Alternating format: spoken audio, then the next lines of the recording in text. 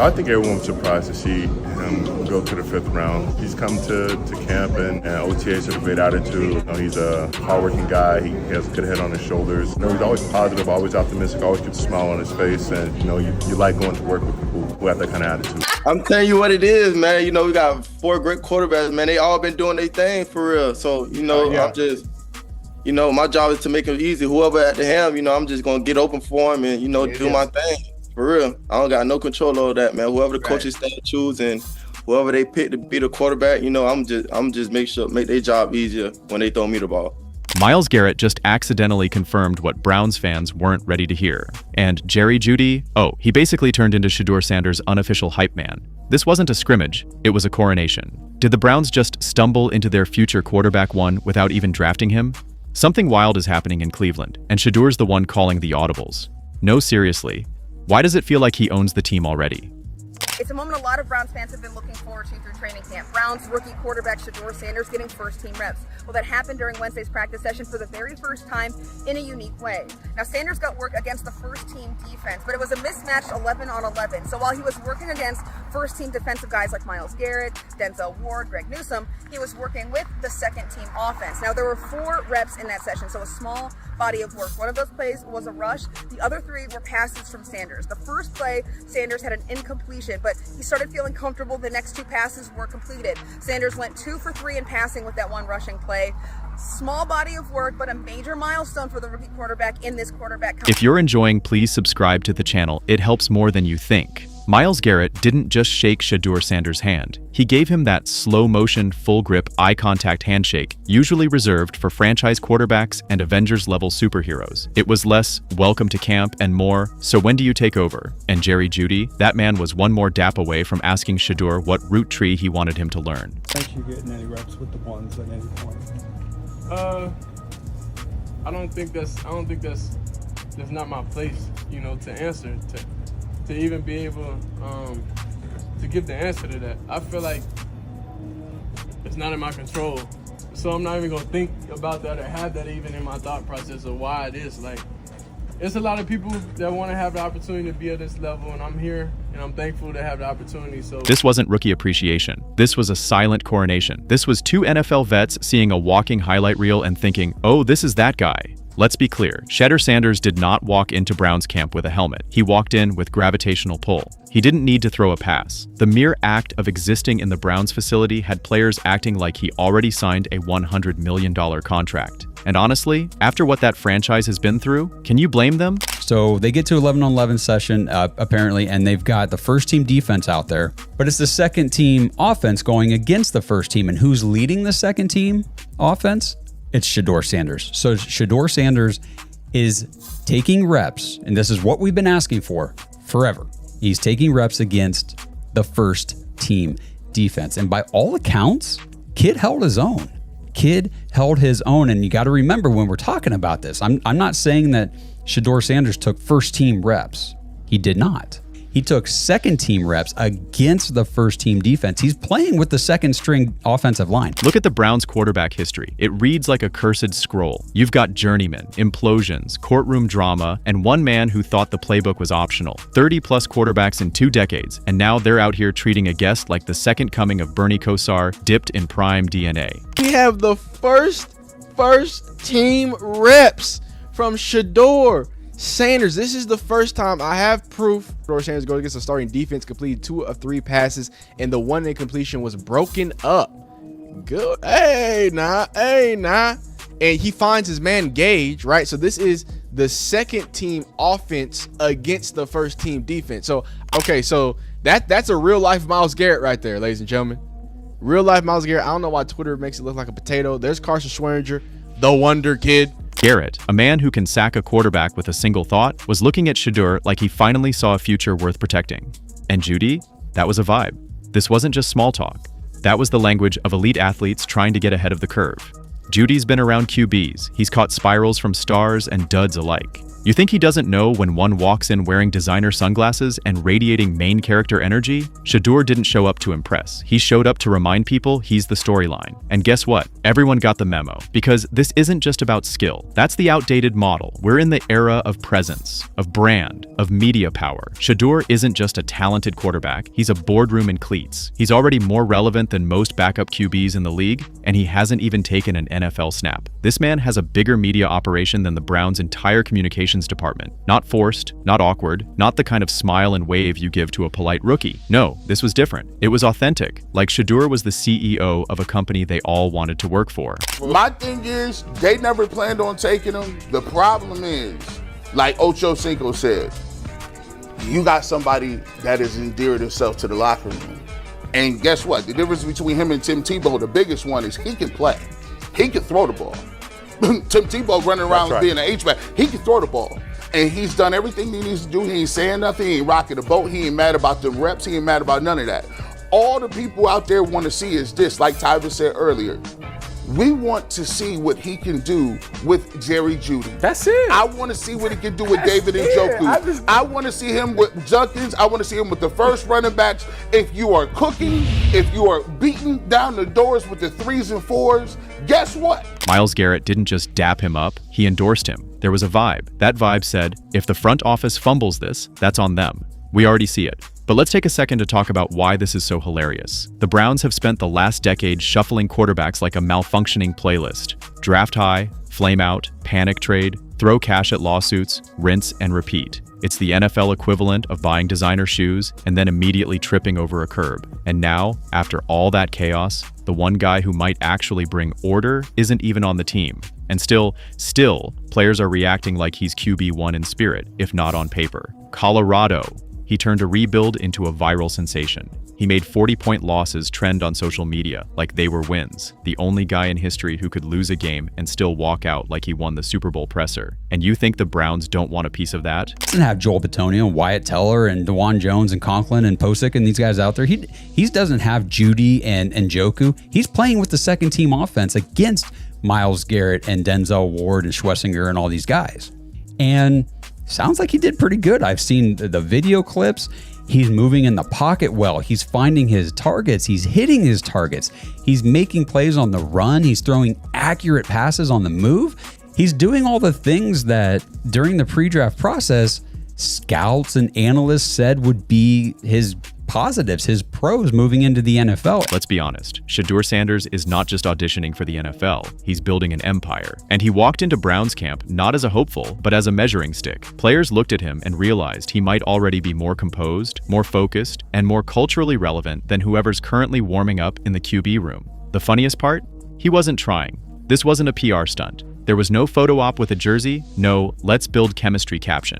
Just a future top 10 draft pick vibing with Pro Bowlers like he was already their leader. Imagine being the guy currently slated to start for the Browns and seeing that. Watching Myles Garrett nod at Shedeur like he just handed him the keys to the offense. Watching Jeudy break into a smile that says, yeah, I could cook with this guy. Shedeur markets himself into existence. He's a quarterback, a brand, and a content pipeline in one. He's not waiting for someone to hand him a shot. He's already acting like the shot was his and everyone else is just catching up. And I would say there's a lot of work that gets done when you guys aren't out there, believe it or not. But even that's, and I say that, Mary Kay, even in a meeting or in a walkthrough, just our guys are getting exposed to a lot. Different. Every day we're mixing and matching, if you will, giving guys different looks. I've told you before, it's not going to be a 25% down the middle type thing, or I guess down to fourths, but we're trying to expose the guys to different things. What have you? This is an all-encompassing evaluation, so we were evaluating the guys during phase 1, during phase 2, and now finally phase 3, you get to go against your defense in some settings where our quarterbacks and our offense get to go against them in 7-on-7 and some team drills. So all of that adds up to reps for us. It's no wonder veterans took notice. Myles Garrett didn't blink. Jeudy leaned in. This wasn't hype, it was recognition. And fans? Oh, the fan reaction was beautiful, half of them losing their minds. He hasn't played a single NFL snap. Yeah, and your last 12 quarterbacks played too many and still couldn't figure out which end zone was theirs. The other half? Fully converted. They're already in Photoshop designing mock-ups of Shedeur in Browns colors. Somebody probably already embroidered his name on a jersey and slept with it. And the team? Radio silence. They know. They can't say it out loud yet. But the moment you have Pro Bowlers casually floating into formation around a college player like he's already been in the huddle, that says more than any press release. The NFL isn't just changing, it's undergoing a full-blown rebranding, and Shedeur Sanders is the walking, talking, perfectly lit Instagram reel leading the charge. Forget the days when rookies had to carry pads and keep quiet. Shedeur came in with a camera crew, a wardrobe, a watch deal, and 2 million followers asking who's getting traded first. This isn't arrogance, it's architecture. He didn't stumble into stardom, he manufactured it with precision, and now the league's finally catching up. Myles Garrett and Jeudy just confirmed Shedeur Sanders taking first team reps. Yeah, that's what I'm talking about. Hey, what's for you is for you. God got you, Shedeur. Know what I'm saying? Shine bright. Real talk. And then shout out to Myles Garrett, cause him and Shedeur from North Texas. You hear me? And I'm from the H-Town, stand up, real talk. So you know what that means.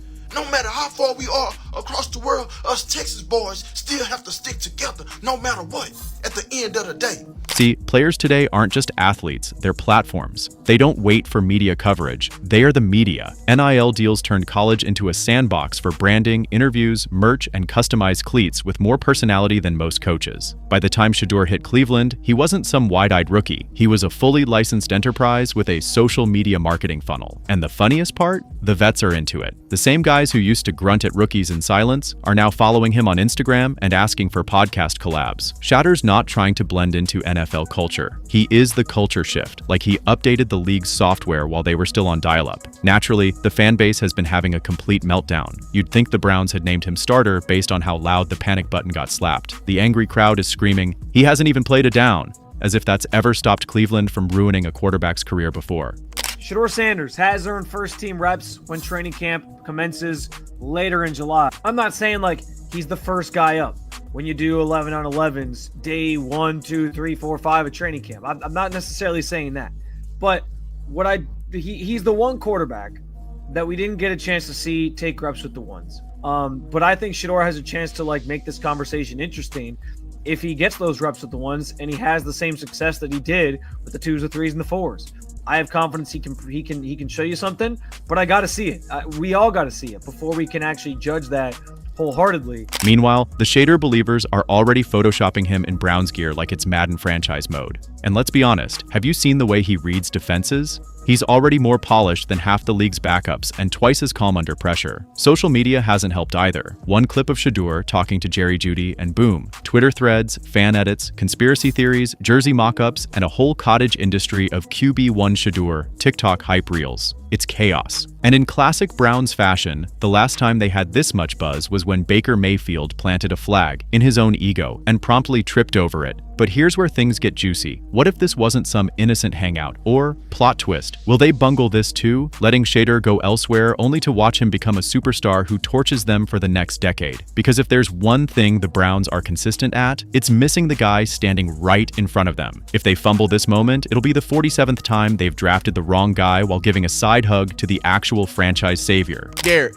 But I want y'all to remember Shedeur Sanders is with the second team offense going against the first team defense. So this is as hard as it. Only thing harder is if it was third against ones, right? So he's got the worst offensive line from a Cleveland Browns offense that we've seen what their offensive line does. We're in pads, 2s against 1s.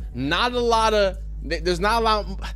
You know what I'm saying? Not many more excuses we can come up with at this point. Pads, that is a real mile. No matter how you slice it, this wasn't just a friendly visit. It was a quiet takeover dressed in designer sweats. Garrett and Jeudy didn't just acknowledge the hype, they endorsed it. They saw the future and said, yeah, we're good with that. And now, the Browns are stuck in the most awkward position imaginable, being the last ones to realize they're already part of Shedeur's origin story. The NFL might not be ready for Shedeur Sanders, but the players, they've already RSVP'd to the coronation. Let's talk NFL culture for a second. This isn't 2005 anymore. Rookies don't show up with their heads down and backpacks full of fear. Not these ones. Shedeur came up in the NIL era. He's been a brand since high school. deal. He's not just a quarterback, he's a business. That's what rattled the Browns hierarchy the most. This wasn't a kid looking for approval. This was a man seeing if they were worth his time. You think Garrett and Jeudy didn't pick up on that? These guys play with alphas. They see a real one walk in and the vibe shifts. Shedeur Sanders has been showing out in training camp. Through the 7 days of training camp so far, Shedeur Sanders has went 42 of 60 passes with 5 touchdowns, and he still has not thrown an interception yet. We've also been seeing clips of him showing up to practice about 30-40 minutes early, just doing warm-ups, and you can tell he's trying to make a statement. He wants to be there in Cleveland. There's a big quarterback room so far, and I heard that they're not going to be keeping all quarterbacks. Today was actually the first day that he got to play against the first team defense, and reportedly he just looked unfazed out there. He's been poised, he's been making the passes that he needs to, and hopefully soon enough he can actually be able to play with the one. Let's talk about the outcomes. Is this some secret recruitment? Probably not. But the NFL is weird like that. Players talk, connections are made, front offices take notes. Today, it's a handshake at camp. Tomorrow, it's a war room debate. One scout brings up his tape. One coach mentions how he lit up Oregon with 400 yards and calm under pressure. Someone else says,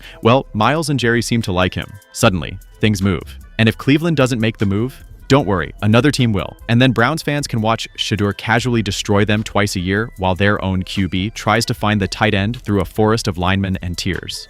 Meanwhile, Jeudy, he probably ran routes in his sleep dreaming of Shedeur hitting him in stride. The Browns, a franchise known for turning quarterback dreams into nightmares, just got a brief taste of what having the guy feels like. And if they blink, if they second guess, overthink, or spreadsheet this into oblivion, they'll miss it. Again. Because Shedeur doesn't wait. He arrives.